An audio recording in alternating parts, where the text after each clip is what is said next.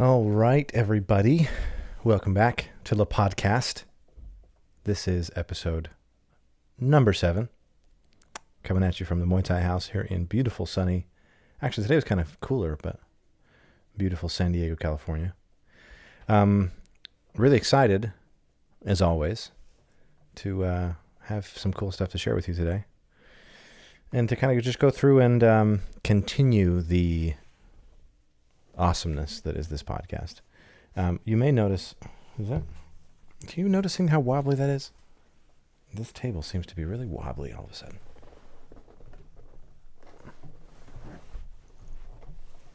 There, I think I fixed it. Yeah, that's better. That's better. Sorry. So I'm excited today. There's a bunch of things that I want to talk about. First of all, I thought the interview yesterday went really well with Dennis. I went back and watched the whole thing.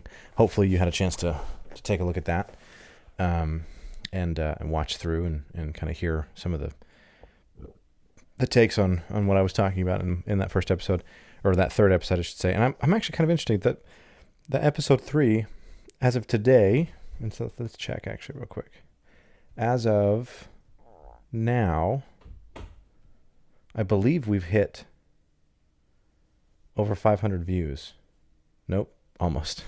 499 views in 3 days, which I think, I don't know, that seems to be a lot, especially for something that's this brand new. So I'm excited for what it means and for kind of what this might turn into in the future. And I'm really excited for some of the stuff that we have planned for the future. So just definitely should be looking forward to that. As always, go ahead and subscribe here, as well as there's a link to the iTunes podcast, so you can just get the audio of this whole thing. So go ahead and subscribe to that as well, and it will be awesome.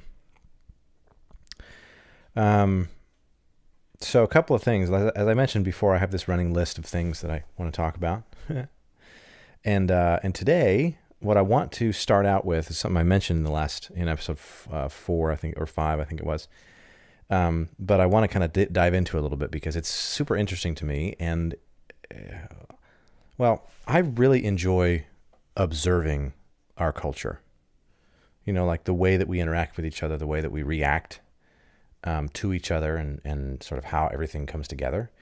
And it's always sort of surprised me how there's a pattern. Well, I guess it surprised me at first, but over the course of, time, it's become less and less surprising. There's this pattern when things happen in the world. There's first of all what I like to call there's just the initial news that comes out, so to speak, the initial story, right? And there's a culture that's develops around the story, and usually it just has to do with something. It could be anything. It doesn't really matter what the story is, but there's a culture that develops around a story that is usually in support of the story. And then you get, or the situation or the paradigm or whatever it is. Then almost inevitably, there arises what I like to call the counterculture. Well, it's not just that I like to call it. That's actually what it's called. The counterculture, which is the reaction to the first thing. And then off of that, you have a reaction, which is called the counter-counterculture, which is, that's sort of where my made up stuff comes in. Because, like, for example, you've got, let's take like gay marriage, for example, right? So gay marriage was a huge hot button topic in the United States probably 3 years ago, and it still kind of is to this day, but not as much considering the Supreme Court ruling. But you had people who started to bring up this idea that homosexuals had rights, right? So there's a culture of equal rights that's being generated in the community, in the world, in the United States, all across what we're doing. Naturally, what develops as a result of there being that culture is a counterculture that says, no, you don't have rights, and here's why. Okay, so that's basically the opposite. Now, the culture and the counterculture are actually completely opposite of each other, because what happens from there, and this goes on forever. This is what I'm about to explain to you. From the counterculture, counter-counterculture appears, and it's kind of on the side of the original culture, but it's exactly saying the same thing. It's pivoting and attacking some point that the counterculture brought up. So, you've got group A, which is the people that are talking about gay marriage. You got group B that's saying, no, gay marriage is bad. And you got group C, which isn't necessarily saying that gay marriage is bad, but they're attacking some of the things that group B is saying, are saying, I should say. And so we just create this, it's a culture of counterculture, right? Where you define who you are by what you stand against, as opposed to what you stand for, if that makes sense. And I think this has become more and more evident in the political system, especially because you'll notice, you identify more and more by who you don't like, even right now. So we're talking about Trump versus Hillary, right? By the way, this same exact thing happened when it was Obama versus Bush. But it basically you identified yourself with who you liked least. So if you like Trump less than you like Hillary, then you're going to vote for Hillary, or you support Hillary, right? Or if you like Hillary less than you like Trump, then you're going to vote for Trump. And most of what happens is people tend to just vote along party lines. So you got a lot of conservative Republicans that are eating up what Trump says, but mostly because they don't like Hillary. Right? So it's not really that they like Trump. They say they do, and they'll support him. But a lot of it has to do with the fact that they just don't like Hillary. And it's the same thing in reverse. A lot of liberals, a lot of Democrats in this country just think that Trump is an idiot.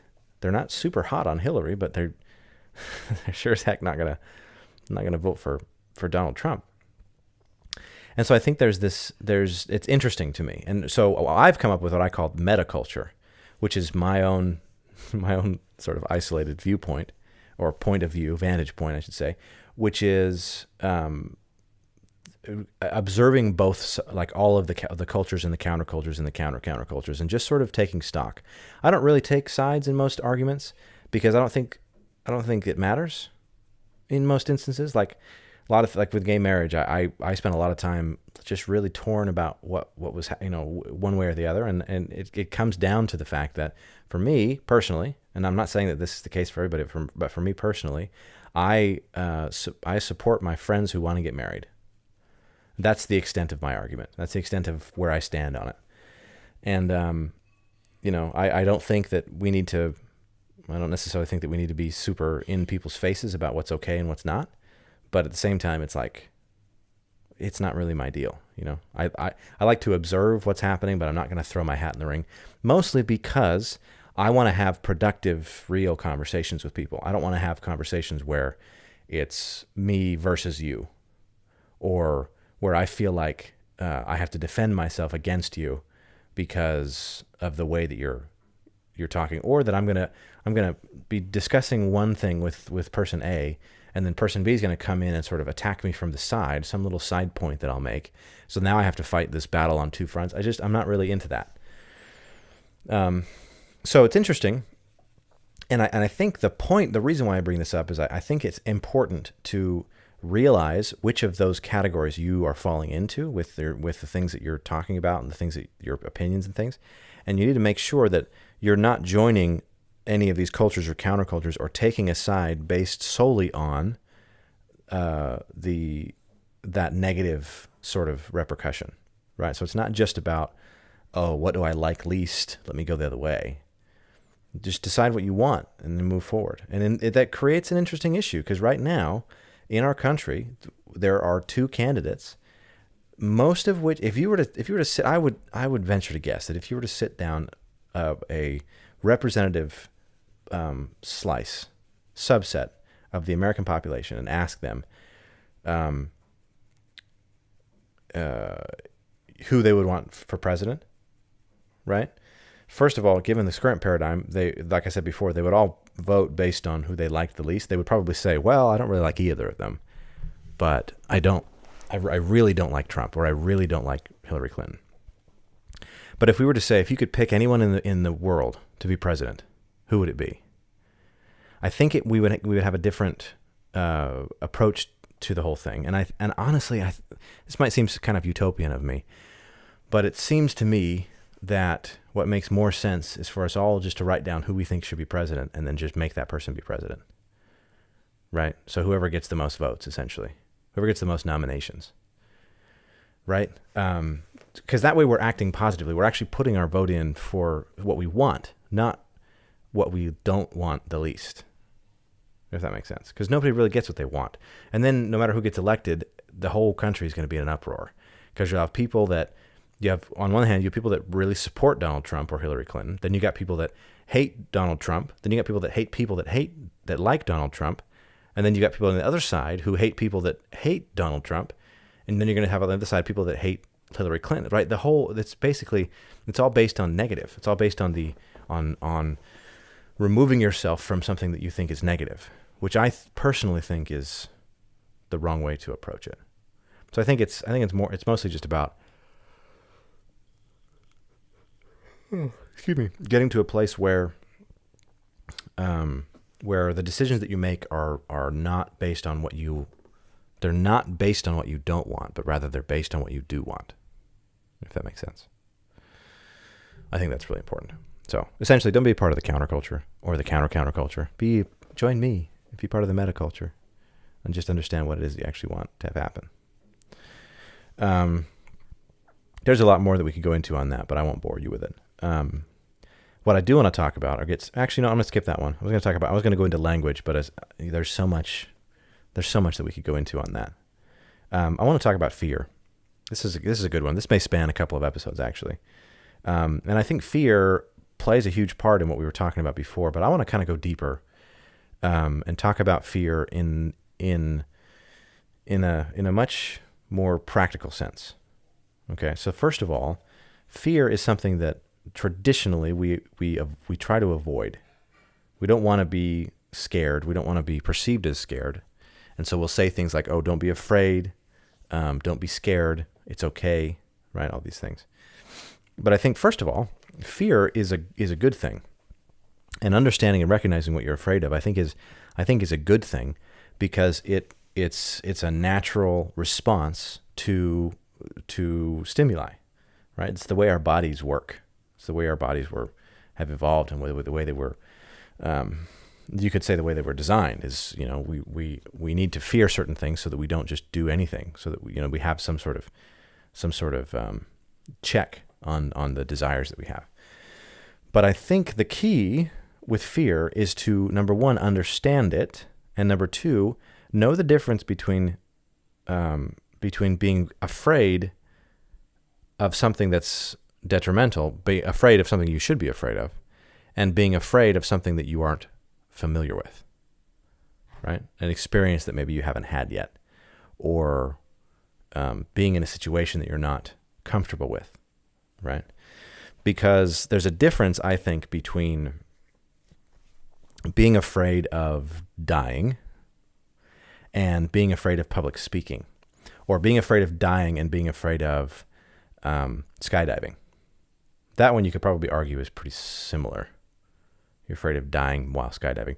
But the truth is, the fear is not actually of dying, I don't think, with skydiving. I think the fear is of jumping, of completely releasing and relinquishing control over a situation. And in fact, I think probably most of the time, fear comes down to giving up control. We're afraid to give up control.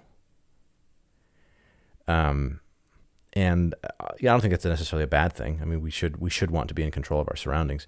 But I think that as we continue to improve and mature as humans, we start to understand, and practically we start to understand that there's fear should be less of a demotivator and more of a motivator. I'll tell you a story in my life. Okay, well, I'll tell you the principle and then I'll tell you the story behind it. So in my life, I recognize fear. I know what it feels like when I'm afraid of something. I know exactly how to recognize the pit in my stomach. My chest gets cold. I start breathing a little bit heavier. My chest feels really tight, like I can't breathe. I know that feeling, and I also know, based on this experience that I'm going to tell you, that I have to act on that feeling immediately. I've conditioned myself to immediately act. So basically, The minute I recognize I'm afraid of something, I have to do it. And I've basically conditioned myself to actually do that. So when I was a kid, we used to do high adventure stuff at a lot of the lakes in Arizona.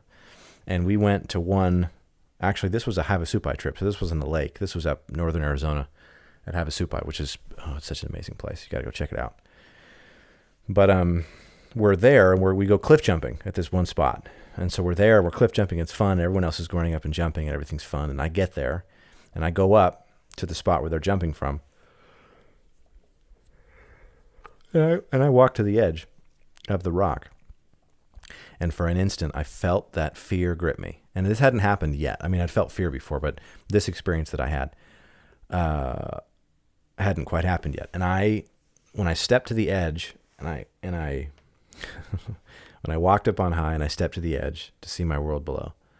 That's just a little Collective Soul reference for some of you out there.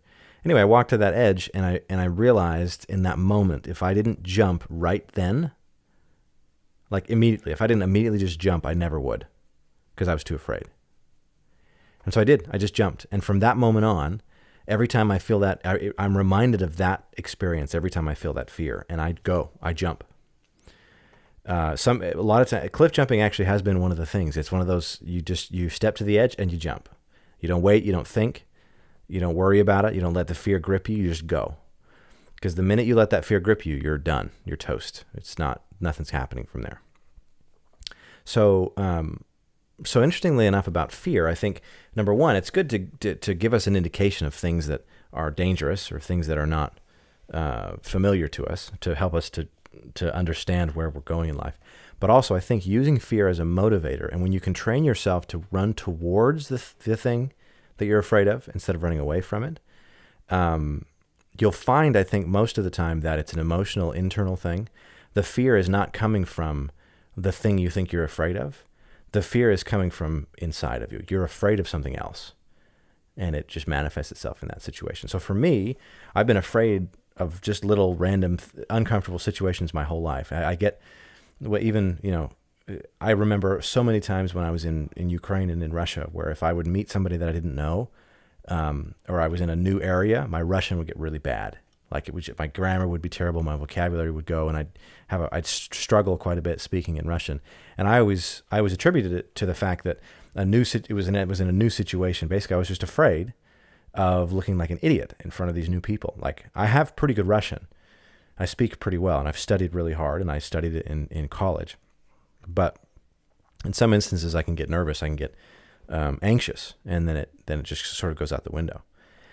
And that's the case in a lot of situations, even performing, singing in front of people, playing the guitar in front of people, playing the piano in front of people. Public speaking never really has been that way. But a lot of the sort of exposing talent or exposing artistry or creativity has been a little bit more difficult. And I think the underlying piece is fear.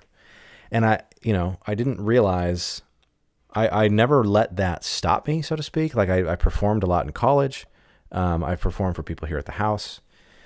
Music, piano and guitar and stuff like that. And I enjoy it, but there's still that sort of pit of fear in my stomach. And it wasn't until I started Muay Thai and really discovered that there was a base level of fear. That's really the point where I understood that all that stuff was fear. Like, I wasn't really letting myself think that it was fear that was keeping me from doing some of those things, because I didn't want to be the guy who was afraid. We don't want to be afraid. Right. And so I was kind of making up excuses for what was happening and how I was feeling and why I was feeling that way. And so,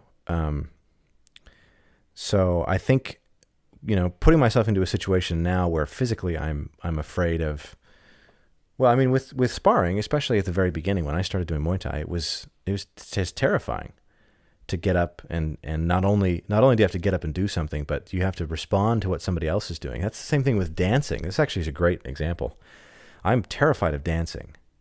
And a lot of it has to do with the fact that I can't play off to myself that I know what I'm doing, because I got somebody else who 9 times out of 10 is way better at it than I am, across the way. And as a guy, I'm supposed to be leading.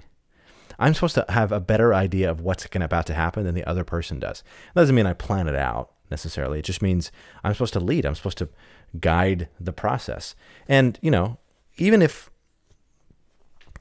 for me, what happens is it's not even just you got to guide the process. It's you have to make this not boring for the other person. I'll dance sometimes with dancers, with professional dancers. And the anxiety is not even, am I doing the steps right? Although that definitely comes in. The anxiety is, I'm totally boring this girl. Like, she could be with that guy over there who's amazing dancer. He's doing all sorts of fancy twists and stuff like that. But I'm sitting over here, I got my basic step back and forth. I got 2 turns maybe. And it's there's that fear and uneasiness around that lack of control. And but I never really identified it as fear because I didn't have anything to relate it to. But again, once I started Muay Thai, I was shown myself. I was shown the fear that I had. And now it becomes clear to me that a lot of that stuff is fear. So now, as soon as I feel that fear, somebody says, "Hey, you want to go dancing?" I am terrified out of my mind, but I always say yes. And I go and I do it, and it's always a good, fun experience, and it's never as bad as I imagine it's going to be, even though there still is that fear there. So I think fear in general, I think we just have an unhealthy relationship with it. And I think if we were to use fear as a tool to drive us to become better and to do things that we want to do and to get things that we want to get, I think we would find that we would get more things. That's kind of the point of that thing.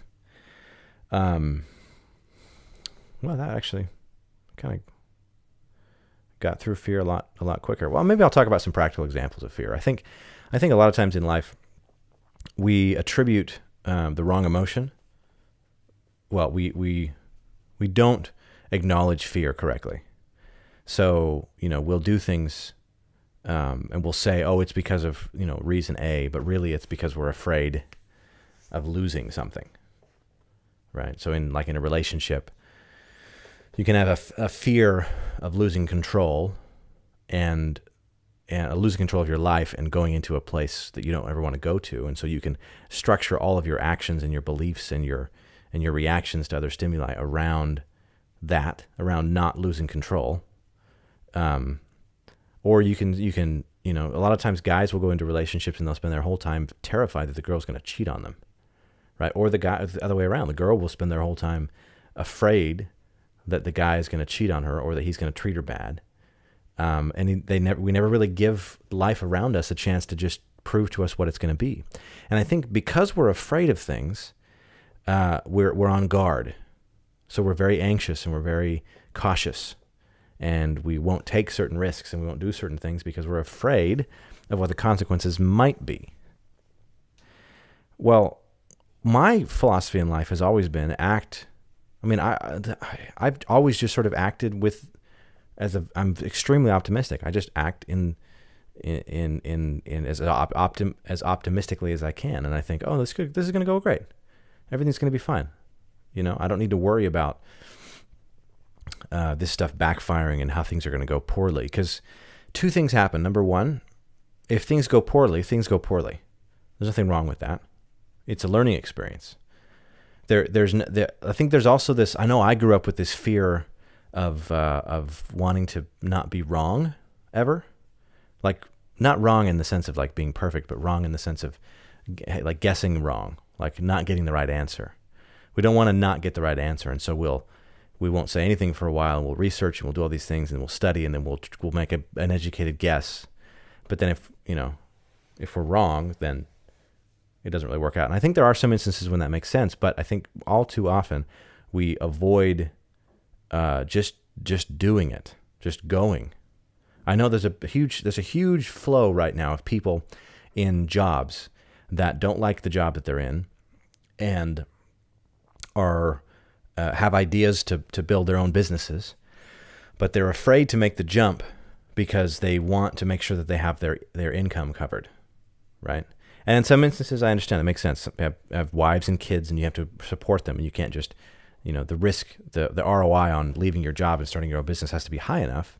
The potential reward has to be high enough to risk basically everything. Now, for someone like me, it's a little bit different. I can quit a job at any moment. I can fire a client. I could bring on a new client ad hoc, willy-nilly, however I want, because it's just me. and I know I can hustle for my rent, and I got, people that can help out if things get weird. But I think it's important that we not spend all of our time afraid like that, because even in that situation, like where you're in you have a job, what you don't realize is every second you spend in a job you don't like it's time you just don't get back, right? And being afraid of something going wrong doesn't change the likelihood of it going wrong, and preparing for something going wrong doesn't change the likelihood of it going wrong. We just sort of have to be. We just have to be and live and do what we want to do, and then things happen, and those are called consequences of actions. Things happen. We live with those consequences. We learn. There's nothing anywhere that says we're supposed to get it right the first time. Nowhere does it say we're supposed to get it right the first time, or the second time, or the third time. The whole point of life is to continue to live and continue to learn and continue to grow, and get better. But it's not about being perfect. At least I don't think so. So I think it's important just to keep that thought in mind. Don't try and do it perfectly every time. I think about like Muay Thai, for example. So everything comes back to Muay Thai.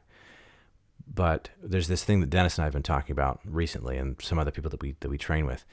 In order for you to learn how to throw a certain type of combination or a certain type of weapon, like for example a spinning back kick, which is where I'm facing you this way, and then I turn around and I throw my heel at your liver. I actually turn around the other way.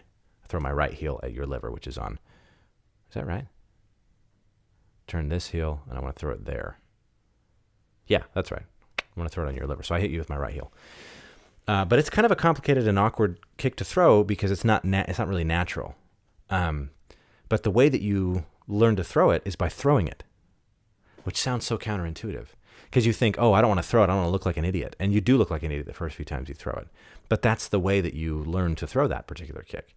And I think in life, in general, I think that's just a metaphor for what the rest of life is like. Sometimes you just have to try it. You just have to do it. And learn by doing, learn by failing. Gary Vaynerchuk says this all the time. He's like, I love failing. I love failure. That's where the work starts. Dan, what's his face? Dan Kennedy, brilliant copywriter, probably one of the most famous direct marketing copywriters, the most expensive for sure. Also a digital marketing consultant. He has said all the time, the work starts as soon as you get to that failure, to the negative, to the no. As soon as it doesn't work the way that you want to, then you have something to work with, right? And the same thing is like being undefeated as a boxer or as a kickboxer in the MMA, in the UFC or in MMA. You're only undefeated until you're not. And it almost seems like as soon as you're not undefeated, then you don't have that to worry about anymore. I was listening to the fight commentary, Fight Companion that Joe Rogan did with all those guys about UFC 198, I think it was, or 199. Not the card. No, it was the fight fight night a couple weeks ago, and they were talking. There was a couple of people that were undefeated who were defeated, so to speak. And you talk about a lot of times people that are undefeated, they ride this high, and there's a fear of losing, but not just because of losing, but rather because you don't want to break the clean streak, even though you may have 15 fights, and if you've won all of them, 15 and 1 is a great record, right? And you learn from that. 15 and 5 is a great record, but to be 15 and 1, not everybody's going to be Floyd Mayweather. Not everybody's going to be that much of a prodigy, and have that much skill and just tear people up. Like not everyone's going to be able to go that far and never get touched, right? Think about in the UFC. The UFC is a great example of this. Think about all the fighters that were supposed to be the next Wonder Boys. You had Ronda Rousey, you got Sage Northcutt, you got Conor McGregor, all these different people. And the undefeated thing comes to an end. And the difference between them, and really the thing that indicates whether or not they're a true champion, is what they do after they lose for the first time. Okay? Because, you take Conor McGregor, for example. He's like, I lost. I did. All right, we're going to learn from it. We're going to come back. We're going to be stronger. It's going to be fine. Ronda Rousey, a little bit less positive of a reaction. she kind of dropped off the map. She hasn't really said much. She said some kind of snarky things to some reporters, but you can see kind of the difference, how people are responding to those inputs, and that fear keeps them from being able to embrace what's happened, and they find themselves in situations where it's the world seems to be going against them, but really it's not, and I honestly think that the fear, the more afraid you are of losing when you're undefeated, the more it's going to affect you when you lose. And I honestly think that Ronda Rousey was terrified of losing and losing that undefeated streak. And I think that's why it affected her the way that it did. You can see strong-willed people. Conor McGregor is a great example. People that are undefeated. I mean, he wasn't actually undefeated. He was just on a really long winning streak, right? And he comes in and he gets beat. But he learns from it, and he's going to come back and he's going to fight again. He's going to keep going. So I think that's. I hope I made that made sense. We can't let fear paralyze us. Fear's fine. Fear's good. It's what we do with it that matters, or how we let it affect us. That makes the difference, I should say. Well, okay. So I think I've beaten that one to death. So I want to talk about the other thing I wrote down here is I wrote down conversation and respect. And interestingly enough, I had a conversation not too long ago, and a lot of times when you approach a conversation, you can do so in a way. How do I put this? Okay, I'm going to put it this way. So, a lot of times you can have progress in a vacuum and try to impose that progress on somebody else. So let me explain what I mean by that. How many times have you not had contact with somebody for a long time, and a bunch of stuff happens in your life, and you go back to that person and you're disappointed because it doesn't seem like they've changed, like they're the same person? Or what about in a situation where you may not actually recognize the situation. So let me just explain to you kind of what happened. So I had a conversation, got kind of heated, I got kind of upset, said some nasty things. I let myself go there, which I think is important. I don't think anybody should be, going back to fear, I don't think anybody should be afraid of being angry or afraid of getting upset or afraid of, like, we talk too often about, like, only you can let yourself become upset. I think that's a great idea, and I think that's a great sentiment. I don't think it works in practicality to think that way. All it does is create passive-aggressive resentment. And long-term, that doesn't actually help you. So having this idea that, it's immature of me to be upset because I'm just letting somebody else, I'm letting somebody else have control over my emotions. Yeah, at its core, yeah, that's what's happening. You are letting the other person, take control and control how you're feeling, and you're basically making yourself upset, and you're blaming them. But the practicality of it is, if you don't let yourself be upset, if you don't let yourself go there, then you're just going to hold on to it. You have to kind of dive through the anger. You have to feel it all the way out. Just, if you're angry, just be angry. Do you want to scream and swear? You got to scream and swear. Do it. Go into it. Let it all out. Because otherwise it's like if you have a pot of boiling water, or a pot of water, and you turn it on sort of simmer, and you kind of get it going. And the heat kind of turns up slowly and slowly and slowly, and it never really reaches a full boil, but the bubbles start to form, and you turn it up a little bit more, and then you put it like on that medium heat where the heat keeps coming in, and then it starts to kind of rolling boil. And then every once in a while, it'll just like, you'll hear that tss of some little bit of water that's coming out and spilling down the side and hitting the grill. That tss, you hear that sound. And that's essentially what happens in life is we let all that water just sort of boil over and, just sort of simmer, and it doesn't ever come to full fruition. It just sort of seeps out every once in a while, but we're still just a teeming mass of broiling emotions down here. Whereas if we were to take the thing off, crank up the heat all the way, throw all the ingredients in and just let it bubble over, eventually it's going to boil itself out, right? You turn it doesn't matter how much water you got, you boil it, it's going to be gone at some point. So you might have a lot of water.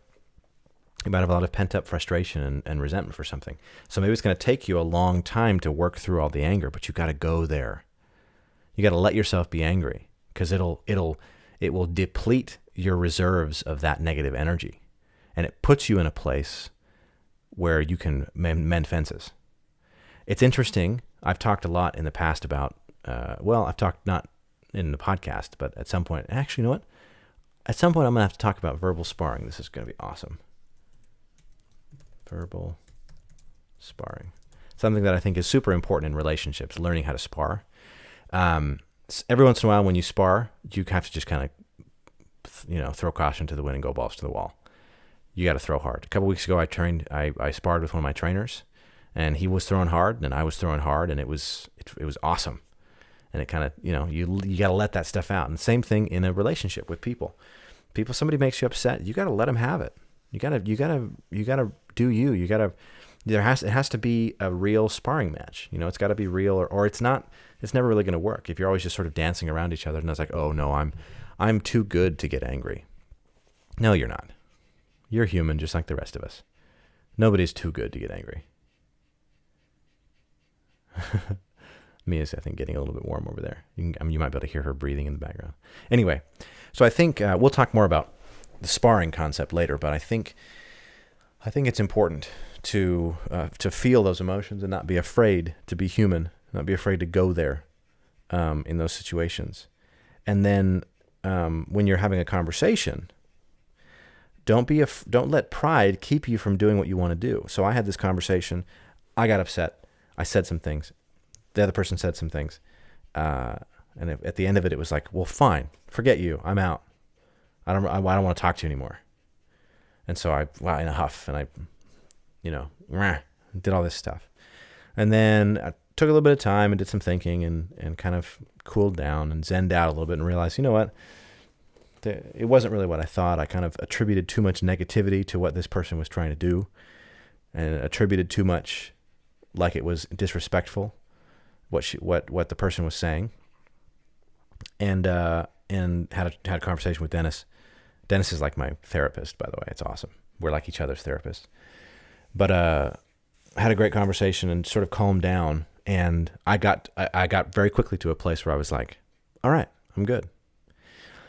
And had I stayed in that place, here's what would have happened. If I had just stayed and not gone back to this person and apologized and sort of said, look, I was a bit of an asshole. Like, let's mend fences here. What would have happened is I would have progressed emotionally and spiritually in a vacuum, meaning I entered this conversation thusly. I participated in taking the conversation to a negative place, broke off from the conversation. And so now I'm here and the other person's here, right, in this negative place. I've come to a more positive place all on my own, right? And I'm feeling good. I'm feeling fine. But what I realized that I needed to do was bring this person to that same place with me, because otherwise you're just having this conversation in a vacuum, and you can get over something, but the other person might be seething about it, and they might be really offended, and they might be really hurt. And if you don't go back to them and say, listen, I'm sorry, or it's not necessarily even just sorry, but if you don't go back to them and say, look, here's the deal, like, this happened, I talked about this, I kind of cooled down, I've had some time to think, like, I feel differently about it. There's a much more likelihood of actually repairing, the wounds that are forming, because you're actually going back and you're experiencing the whole thing together, right? Because the last thing you want to do is go back to that situation and be all zenned out while the other person's still upset, because number one, practically, that doesn't help anybody. For you to be zenned out while the other person's upset, it's very annoying. But also, it doesn't allow you to grow in the sense of caring about the fact that you created that situation just as much as the other person did. So when I say be angry, I'm not saying be angry and then don't take responsibility for it, right? Just own up to the fact that you were angry. Be angry. Be honest with who you are and what's happening, and then deal with the consequences. If it means, if you're married and you get mad, and instead of being passive aggressive and holding all of your emotions in, you just let your spouse have it, and you just yell and you throw things and you just wah, and then he sleeps on the couch and you go for a drive and go sleep at your mom's for a couple of nights. Like, you got to go to that level for you to really appreciate, number one, the good times, but also to really let that out. Because if you hang on to it, all you're going to have is resentment for your whole life. And nobody wants to be in a relationship that's full of resentment, which is why you get divorced when you're in a relationship that's full of resentment. So I think it's really important to learn that type of verbal sparring or emotional sparring. And I'll talk more about sort of what I think is the concept of that and how that works in a future episode. But that's kind of the idea, is you want to make sure that you participate, and that you really, it goes back to honesty. I've talked about this before. You want to know who you are. You want to know what you like, what you don't like, what you want. And then you got to go for it. You got to be emotionally invested in it. It kind of goes back to the comment. There's a quote that talks about, when you want to succeed as badly as you want to breathe, then you'll succeed. And I think I talked about in episode 1 or 2, not 2, but I think I may have talked in one of the episodes about how it's not so much wanting like I want to breathe, but rather needing to breathe, right? Needing for that to happen. It needs to be sort of natural and instinctual. And so I think I just think it's super important that you let all of that out, and that you be honest with who you are and what you are, and not try and be something that you're not. And I think that goes all the way to being angry, getting upset, reacting certain ways, that kind of stuff. Like, just, you can't hold it in. It doesn't help. It actually makes it worse. Anyway, so that's all I want to talk about today. Thanks, everybody, for listening. In one of the coming episodes, first of all, we're really excited about next week. We're going to be doing some fight companion stuff for Thursday and Friday. There's lots of fights going on next week, so it's going to be a lot of fun. Also, probably this weekend, maybe, we're going to do the Avengers UFC Champions thing. We're kind of excited about that. So stay tuned for that. Stick around, and thanks again for listening. And again, if you have questions or you want to talk about things, hit me up on Twitter. Hit me up, put a comment in the Facebook group or Instagram or wherever, and I'll be happy to talk to you about it. So again, one more time, I'm going to say, go ahead and click subscribe below, and go ahead and subscribe to the iTunes podcast, even if you don't listen to it, just because it makes me look good. I would appreciate that greatly. And also, there's one thing that I'm thinking about doing that maybe I should get your opinion on. I'm thinking about not posting these videos on YouTube, but rather posting them on the Facebook page, because that way they'll play a little easier. So if you have an opinion, let me know, and we'll go with that. So super excited to be doing this podcast. We're going to have some more equipment coming in that'll allow us to have more guests on. We're going to be having guests on soon. I'm excited about that, and I'm excited to continue to do this. So hopefully the content gets better, and we'll talk about other things than just the rambling things that come off the top of my head. So thanks, everybody, again for listening. This is Brett Martineau, and you're listening to La Podcast, and I will talk to you tomorrow.